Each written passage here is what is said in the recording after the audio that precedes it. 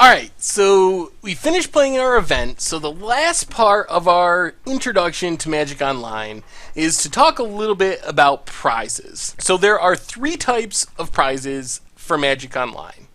First off, there are Playpoints, which I mentioned before. 10 Playpoints is worth the same as one event ticket, and these are paid out for events based on how well you do, and all you can use them for is entering more events. All the events on Magic Online accept Playpoints as an option for your entry fee. So if you go at least 3-2 in a league, you win enough Playpoints to play another league. And if you do better than that, you win a combination of Playpoints and boosters, which allow you to not only play another league, but profit.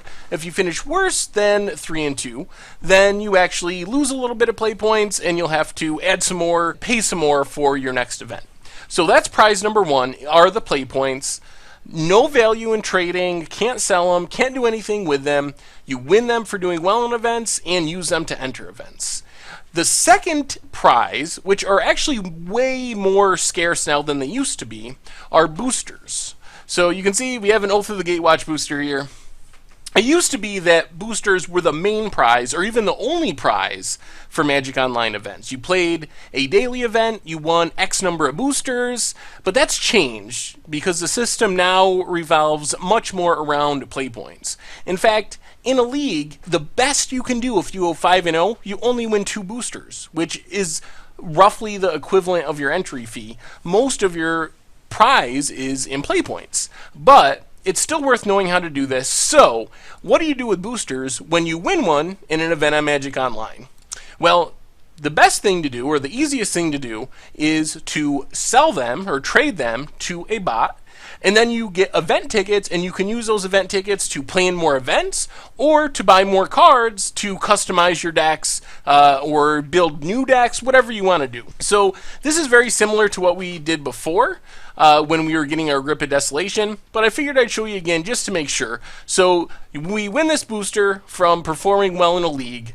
You never want to open it because that is horrible value. If we open this booster, we would expect to get maybe 1 ticket of cards out of it, but we can sell it for much more than that if we sell the sealed booster because people use them to play drafts and stuff. So let's right click it, and we want to do add one to active trade binder. So we add the booster to the active trade binder.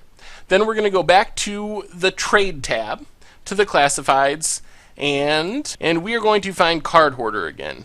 So let's type card hoarder in there. Card hoarder bot. I think we want to go to the card hoarder buying bot.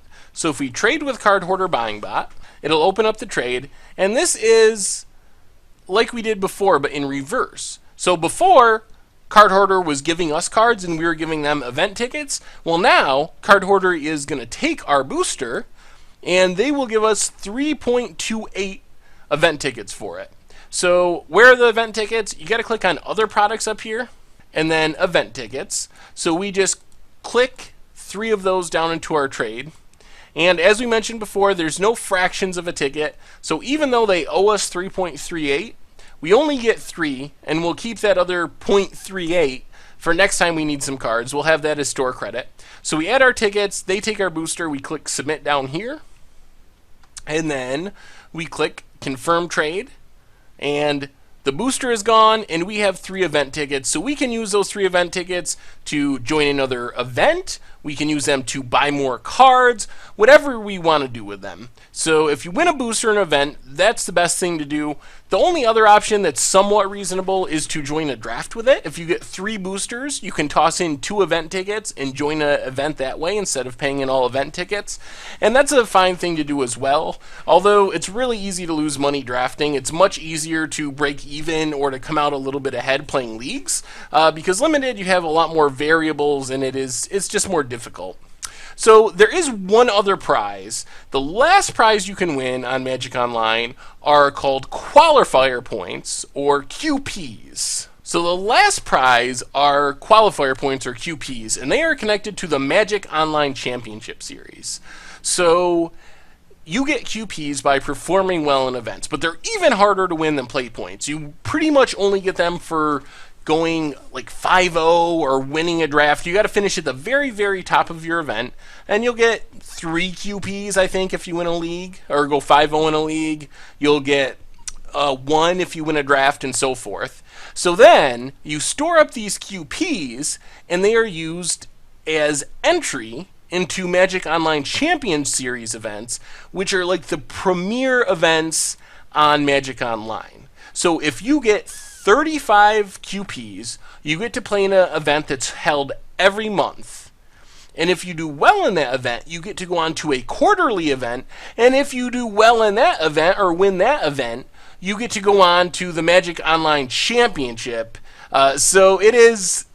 It takes a lot of winning to get there, but it gives you something to shoot for, and there are some benefits. You get to play, if you get enough QPs, you get to play in the tournament for free, and you get some really sweet promos. There's this full art lightning bolt that's given away to everyone who plays in the monthly events. And then, if you go to the playoff events, the quarterly events, by doing well in a monthly event, the first quarter, they're giving away Liliana of the Veil, which is one of the most expensive cards on Magic Online. It's, I think, around 100 event tickets it costs, last time I checked. So if you store up your QPs, you get a chance to play in these big events against really good competition. Almost all the pros that you'll know and that you watch playing GPs and Pro Tours play in these events. So you get to play against some really tough competition, kind of measure yourself against the very best players of the world. And then, if you do well, you get not only the sweet promos for making it to the playoff event, but if you do well in that event, you get to go to the Magic Online Championship, which is an event with hundreds of thousands of dollars of prizes on the line, and you can even win a trip to the Pro Tour, an invitation to the Pro Tour, by performing well in the Magic Online Championship Series. So it's a long road. It takes a lot of work, but it is something that builds up. And one of the changes they made recently, it used to be that you had to collect a certain number of qualifier points in a month, but they changed that, so now you can store them up over the course of the entire year if you want to. So you can win 2 or 3 this month, 4 or 5 the next month, and then after 6 months, you suddenly have 35 qualifier points, and you can play in that monthly event, and who knows? You can have a good event, you can spike the tournament, and then you're off to the races for playing in the quarterly and even going further than that. So those are the prizes on Magic Online. Playpoints are only used for entering other events, and they are the primary payout now on Magic Online. A huge majority of the prizes given away are given away in Playpoints. Then there are boosters, which are not given away nearly as much as they used to in constructed events. Actually, they are very scarce in constructed events as prizes. But if you win them, you either want to sell them, like I showed you, to a bot, so you can use those tickets to enter another event, or to buy more cards to improve your deck. And then there's the qualifier points, which it takes a while unless you're very good in playing a very lot of Magic Online, but you store them up over the course of the year, and your reward is to play in this sweet monthly tournament, maybe win some sweet promos, play against some really good competition, and who knows, if things go well, you could find yourself sitting at the Pro Tour alongside Brian Kibler and Luis Scott Vargas and all those people you watch playing Pro Tours every year. So that is our introduction to Magic Online. I'm going to put the menu up again, so if you want to go back and re-watch anything, make sure to click on the right section if there's something you want to watch again or you're unsure about. Also, if there's something you're unsure about, make sure to let me know in the comments. I will do my best to answer any of the questions you have, so don't be afraid to ask if you have questions. And I spend a lot of time on Magic Online recording videos and playing for fun, so I hope to see you there. I would love to run into you in a queue someday, and maybe we'll play against each other. So anyway, I hope you enjoyed our Getting Started on Magic Online for only $20 video. Thank you very much for watching, and I will hope to see you on Magic Online.